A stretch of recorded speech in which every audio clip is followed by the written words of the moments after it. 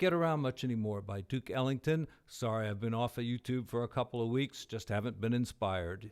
You know, editing these videos takes forever. So I'm going to try something different for the next couple of weeks. I'm going to put out more videos, shorter videos, no graphics, no links to the lead sheet because you can find them so easily yourself. And I'm just going to explain a few concepts briefly. So this is going to be about the locked hands style of George Shearing. Barry Harris talks about this. Lots of other players have used it. And, you know, when you're creating a jazz arrangement, you want to use various styles. And so I'm not going to use locked hands all the way through, but I'm going to use it in places where it seems appropriate. So right at the beginning here, there ain't no chord symbol. So you might think C would be the right chord here. Okay, and I disagree with that actually, but I'm going to go ahead with it for a second, just so we can talk real quickly about this style. You know, it's based on 6th chords, and then as you go up the scale, you use a diminished chord for every other chord, like this. Then you've got to put this note in right here. That's part of the bebop scale, C bebop scale. All right, that way you have, you know, a 6th chord, a diminished chord, a 6th, C6, diminished, C6, diminished, C6, diminished, C6. Okay, there you go. And that would work great here if you were thinking in key of C. But really, if you're, you know, bringing in this song, it's really a G chord there, right, to get to C. So I am using, what am I using here? I don't know. This is a G7, obviously. It might not be that obvious. But there's G. There's my dominant 7th with a flat 9.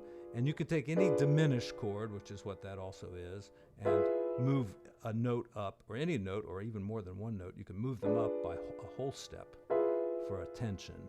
All right, so it's kind of like a rootless voicing there. And just keeping with the idea of being in the key of G here. All right, that's still G7. And I'm just accommodating the melody note there. But, you know, that looks like D minor, so it's kind of working as a 2-5-1 into the key of C, which is where we're going. So, all right, it's not necessary to harmonize every single note. Like it just went like that, but you could go like that, or maybe you find some other way of doing it. There are more than one way. There's always more than one way to do stuff like this. All right, and then after that, a little blues walk up like this. Of course, you could make it bigger. You could fancy it up with some flibberty gibbets. And then now, even though the chord chart says D minor 7, D sharp, diminished, and then E minor 7, it's really more of like getting back to C there. And then now we can use C, so let's go C, the diminished, C, C, diminished, and then we want to get to A7, so I can do it that way. Maybe another way, a better way might be like C, more of a C7 there, and then B flat 7, like that, and then A7, all right? A little bit of reharm, I guess. And then, you know, right here, I couldn't find a great way to do that locked hand style. So I thought I'd just vary my arrangement right there and just do it like a solo hands together line.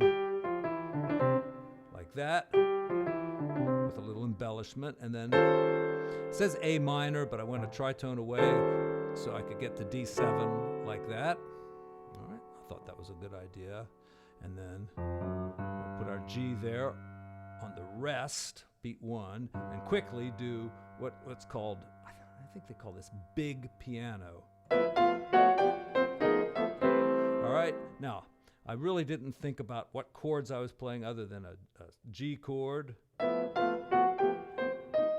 a C chord. And what I'm doing there is I'm putting like a little bit of the chord with my left hand, whatever I've got room for. If if I did it up here, I could have played a bigger chord, but, and then the right hand, let's see, what is my chord there? It's G7, so my right hand just plays octaves. I put a fifth in, and also like a fourth, and then, you know, just kind of wherever your fingers land.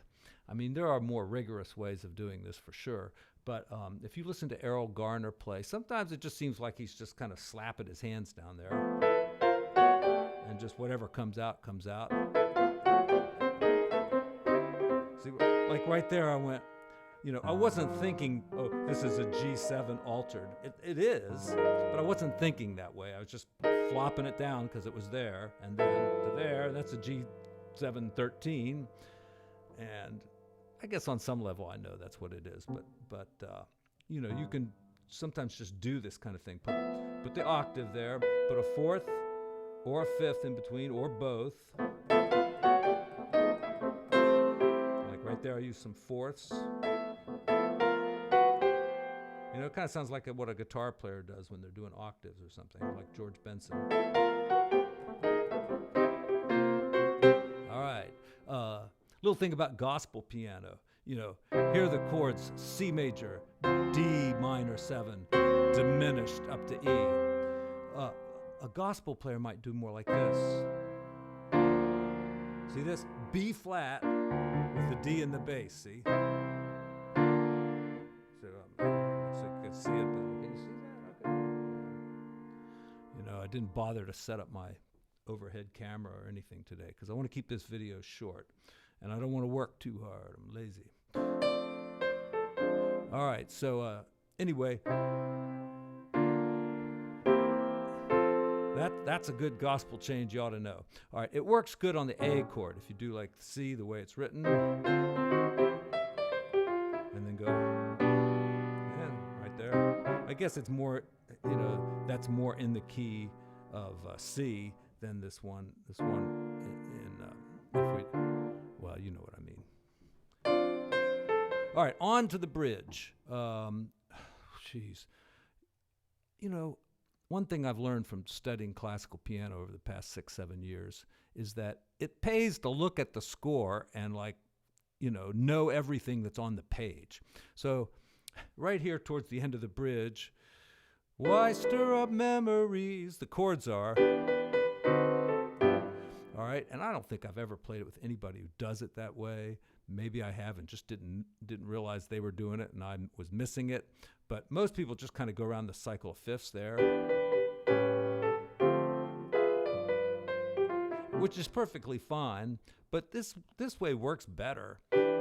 Go from the E right to the D. You skip the cycle of fifths move there, and you just go from E right down to D7, and that puts you on G7 right on the downbeat there, and then see you're back in there a little easier. All right, but let's talk about the bridge. All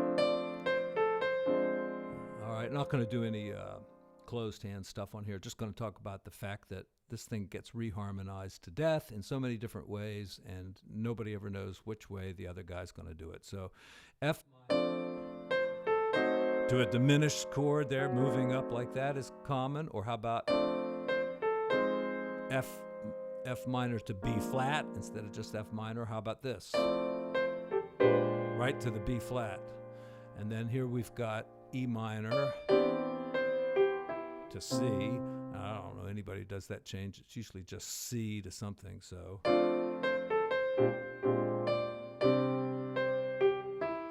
C7 or G minor 7. And then D. And then we're doing the F sharp to B. So this is like the 2-5-1.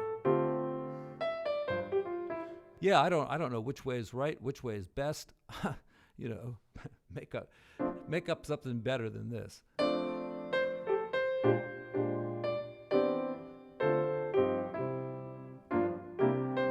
So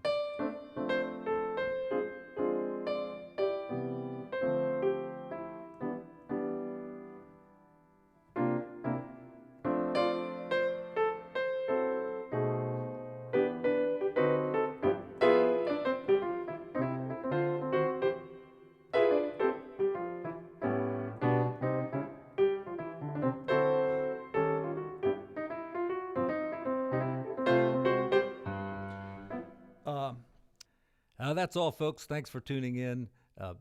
Be back soon, probably tomorrow, with another video for you. Appreciate the support.